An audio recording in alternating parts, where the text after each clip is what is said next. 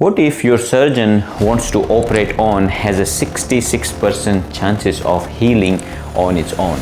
Stay with me because the research on this will change completely how you see your diagnosis. I'm a physiotherapist and I see this condition a lot. I want to share a meta-analysis, means study of studies. It looked at 11 different research papers on herniated disc. And what it found about this disc recovery will change how you approach your recovery. So recently you got your MRI back and it found disc herniation or disc prolapse at L4-5 or L5-S1. And all of a sudden everything changed and you're looking at surgeries, injections, pain management and complete damage to your back. I hear this from every week from the patient, but here is what nobody explains to you. Your spine is made of vertebral column which has a vertebrae, the bones, and each of the vertebrae sits a disc. Now disc is, think about a donut shaped structure with the jam. It has annular ring around it which supports the structure, and there is a nucleus pulposus inside that annular ring. Now that jelly is moving around based on the pressure. Due to the overwork, pressure, bending, lifting and loading, that jello structure can come out and push into the ring around, and it can burst or it can pop out. That is the herniation. Now that herniation can be painful, but it's usually localized pain.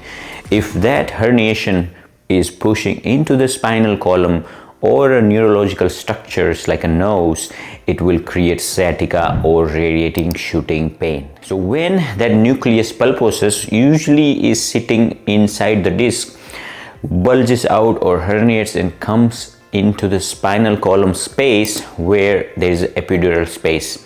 And when your body sees that, your immune system sees that as a foreign object, it activates the immune system response, including sending the macrophages and inflammatory chemicals for the cleanup cruise. When that happens, these guys can decrease and help improve circulations and decrease the size of the nucleus pulposus by cleaning up, or it's called reabsorption. So this whole process here is what's interesting about it, is it can reabsorb and take out the structures that is pushing your spinal column or neurological structure by its own, without surgery, without injections, and it is just the process if it's done right way. So here is the meta-analysis I mentioned.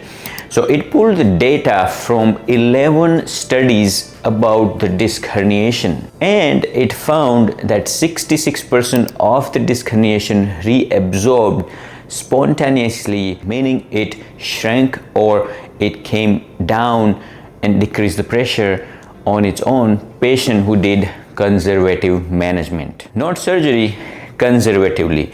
And it gets even better because it shows the bigger the herniation is, the higher rate of reabsorption. So for sequestrated disc, the rate of reabsorption was 93%, which is the most severe type of the disc injury. So technically, worst looking MRI has a best outcome in a way based on this meta-analysis. So we can go through a self-identification test to see where you are in your disc recovery and how you are feeling right now. Now I want you to think about your symptoms and answer these questions in your mind.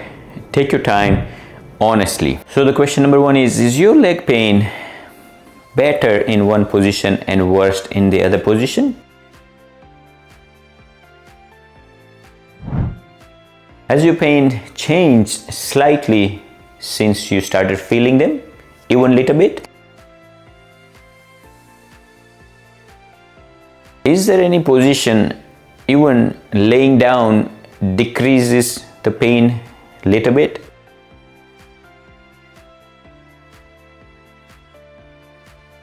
If you answered yes to any of these 3 questions, meaning you are on the pathway to the recovery, you are recovering, your system is responding and is trying to figure out and heal. So you are in a process of recovery from here. So I want you to try something with me, and this is the tester for movement, that if you're responding or not.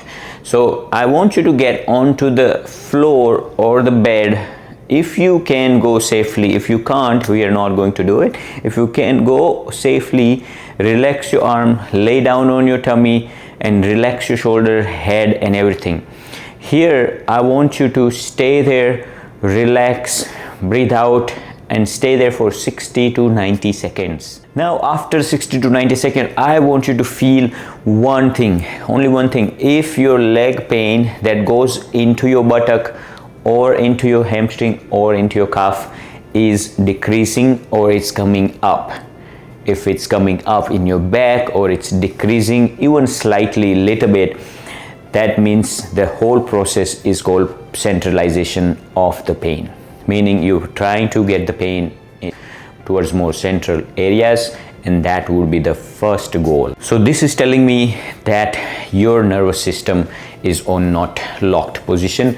Your movements are available, you're responding to the movements, and that is the good sign, and this is where we would expect to see the good road to the recovery for the injuries like this. So if your pain reduced slightly, even a little bit, this is the good information and this is the good route for the recovery. It means you're responding to the movement, and this is where you want to focus on this kind of motion, and your program is designed based on this activity. Now if your pain gets worse and it's significantly worse, we really stop right there and do nothing. Make sure it is assessed and it needs a different approach, because this is still disc injury, but this approach is not going to work and needs to be reassessed and create a different plan. Here is what I want you to take from this this movement testing, that your body has a healing mechanism and it is designed to heal on its own and figure out the motions, but it needs the right environment. So if this motion works better, your approach to recovery should be towards this option. And a lot of time you don't need a surgery. As per this research paper, there are 66% chances of the disc reabsorptions without any surgical intervention. Now if you feel the pain getting worse and you are not really making any changes since the injury, you do need a professional to assess and give you opinion. But again, you have your own body, you know how you're feeling, and you can take this decision and information based on how you're feeling. So here your job is to create right condition for the healing and stop those activities that makes things worse, that creates more inflammation, and in the way to not let your disc reabsorb those contents. And this approach has worked in people who were told that you have no other option than surgery. If this video helped understand your diagnosis, please hit the like, subscribe button. It helps, and also share if someone who is struggling through this process and have a hard time understanding why their back is still hurting. So subscribe for more evidence-based content like this without any fluff.